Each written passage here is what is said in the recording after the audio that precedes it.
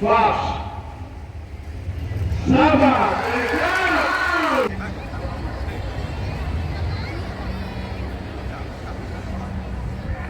Girls High Secondary School is grateful to Tamil Nadu Fire Brigade for giving us the awareness. The students, every one of them got a great awareness how to safeguard themselves during the season of Diwali. And it's a great eye-opener for all of us that how to be very much be aware of this fire. வணக்கம். கிறிஸ்து அரசர் பெண்கள் மேல்நிலை பள்ளியிலேருந்து பேசுகிறோம். ஒரு பட்டாசு எப்படி வெடிக்கணும் அப்படின்னா, பெரிய பெரிய வெடிகள் இருக்கும்போது கைகளை அதில் சுற்றி நம்ம தூக்கி போடுறது மூலிமா நிறைய காயங்கள் ஏற்படுது. அதனால் குழந்தைகள்லேருந்து பெரியவங்க வரைக்கும் ஒரு வகையான டிஸ்டன்ஸ் மெயின்டைன் பண்ணி பட்டாசுகளை வெடிக்கணும். அது சின்ன சின்ன வெடிகள் நம்ம தூக்கி போடுறதுனால குடிசை வாழ் மக்கள் எல்லார் மேலேயும் அந்த குடிசை மேலாம் பட்டு நிறையா நெருப்பு எரிய ஆரம்பிக்கிறதுனால நிறைய பேருக்கு பாதிப்பு தருது. அதுக்கப்புறம் ஆடைகள் அணியும் போது நெட் கிளாத்ஸ், அந்த நெய்லான் கிளாத்ஸ் அந்த மாதிரி போடக்கூடாது. முன்னாள் கதர் ஆடைகள் ஃபுல்லாக காட்டனாக போடணும். பெருசாக பதக்கிற அளவுக்கு நிறைய ரவுண்டாக இருக்க ஆடைகள்லாம் போடக்கூடாது. டக்குன்னு தீ பற்றக்கூடிய ஆடைகள்லாம் போடக்கூடாது. விபத்து இல்லாமல் குறியறதுக்கு பெரிய வெடிக்கெலாம் பெரிய ஊதுபத்தி அப்படின்னு ஒன்று அங்கே டெமான்ஸ்ட்ரேட் பண்ணி காமிச்சாங்க ஆஃபீஸர்ஸ் எல்லாருமே. அது எப்படிலாம் வெடிக்கணும், எப்படிலாம் வெடிக்கக்கூடாது, எந்த மாதிரி ஆடைகள் போடணும், எந்த மாதிரி ஆடைகள் போடக்கூடாது, ஒரு விபத்து ஒரு இடத்துல இடந்துச்சுன்னா அந்த இடத்துல போய் நம்ம என்ன பண்ணணும், முதல்ல எந்த மாதிரி விஷயங்கள் அந்த தீயில போட்டு நம்ம அணைக்கணும், அதுக்கு முதல்ல ஒரு துணியில் தண்ணி பிழிஞ்சு அது anticlockwise as well as clockwise 3 வாட்டி போட்டு எடுத்தாங்க. அதுக்கப்புறமா தான் அந்த தீ அணைஞ்சுது. இது போல விபத்தில்லா தீபாவளியை எல்லாரும் கொண்டாடணும் அப்படின்னு சொல்லிக்கிறோம். ராக்கெட் எப்படி விடணும் அப்படின்னு நிறைய பேருக்கு தெரியல. சும்மா கையில் விடுறது, அப்புறம் கீழே வச்சு விடுறது அப்படின்னு நிறைய குட்டி குட்டி பசங்க பண்ணுறாங்க.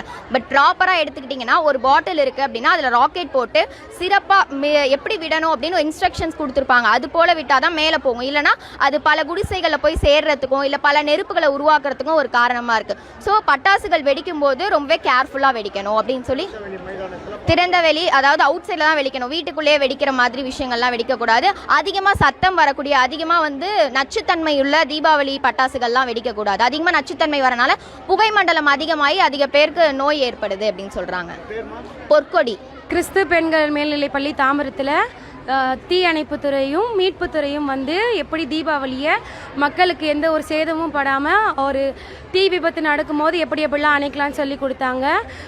துறையினர் ரொம்ப தெளிவாக விளக்கி நிறைய விழிப்புணர்வு ஏற்றினாங்க. இதை கண்டு நம்ம இல்லாமல் வீட்டில் இருக்க எல்லாருக்கும் சொல்லணும். ஒரு எண்ணெய் பட்டு தீ விபத்து ஆச்சுன்னா அதை எப்படி அணைக்கணும், இல்லை ஒரு வேறு ஏதாவது பட்டாசுகளை போட்டு தீ அணைப்பாச்சுன்னா அதை எப்படி அணைக்கணும்னு ரொம்ப பொறுமையாக விளக்குனாங்க. அதற்காக தீ அணைப்புத்துறைக்கும் மீட்புத்துறைக்கும் எங்களது மனமார்ந்த நன்றியை தெரிவித்துக் கொள்கின்றோம்.